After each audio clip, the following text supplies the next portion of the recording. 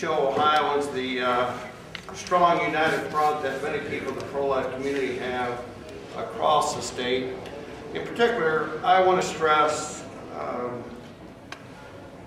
that my constituents and from others around the state who I've talked to about House Bill 145, the people back home who are pro-life love House Bill 21 because it will save babies.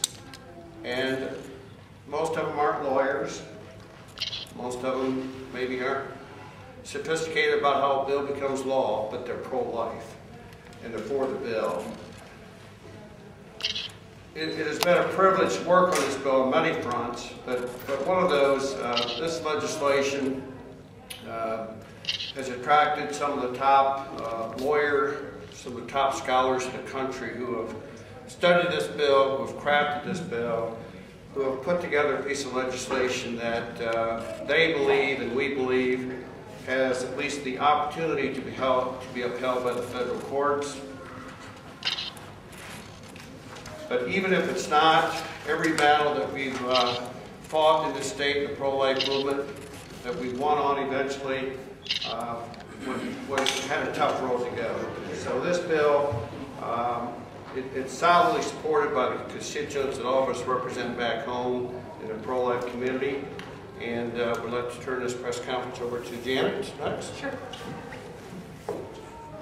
Representative Wachtmann, thank you. We are grateful for your leadership. I want to let our representative speak in just a second. I just wanted to make a point and point out this sign here that represents nearly 100 leaders, local and state and national groups that stand united behind the Heartbeat Bill.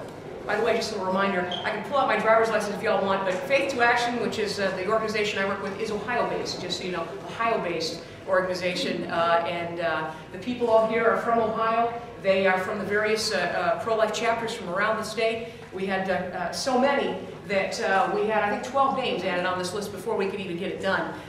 We had this morning, Guernsey County and Butler County, Right to Life, add their names. Congressman Steve Chabot, as I mentioned. We see more unity behind this bill than any bill that I have ever worked on, and I've been in the pro-life movement a very long time. It has been said that this bill won't save a single life.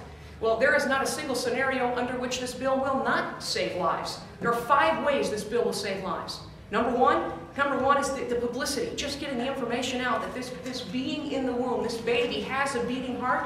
As women hear about that, as they see the ultrasounds, as you all play the images that are from the committee hearings, women are finding out that information and lives may already be saved. The second way it's going to save lives is that if it's upheld, we'll see what Dr. Wilkie said is 95% of the children in Ohio who would otherwise be aborted saved from abortion. The third way, if only part of this bill is upheld, if only the informed consent provision of the Heartbeat Bill is upheld, that means women will be informed about the presence of their baby's heartbeat and lives will be saved. The fourth way, we're looking at how, let's just say this bill is struck down entirely. What's great about it is Representative Wachtmann made sure there was a trigger clause in here so that if a court ruling comes on another day, a better ruling is going to bring this back to life and babies' lives will be saved. And the fifth way, well, we already know there are 7 states who are lining up behind us. We heard from Oklahoma, Georgia Right to Life, North Dakota Right to Life, Texas. We heard from Louisiana.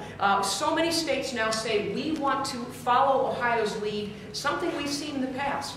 It was in 1995 when we passed the nation's first ban on partial birth abortion, and there were people who were making arguments saying, you know what, it's not going to go anywhere because that bill got struck down. What a waste. How terrible is this? Well, the fact of the matter is we now don't know the rest of the story. Is that 30 states followed Ohio's lead, and what happened was the Supreme Court took the Nebraska version, and then the Supreme Court took the congressional version of our law, and the Supreme Court 12 years later said yes. So if you want to count heads on the Supreme Court, and we realize from 1995 to 2007 it was a 12-year battle to get to our victory. I don't think there's anybody in this room who knows who's going to be on the court in 12 years. This is a battle. We're in it for the long run. But after 38 years of killing children, the time to protect them is now. It's a show of unity. I want to let everybody come to the podium and introduce themselves. What I'd like to do is start with the representatives. Representative Adams is involved with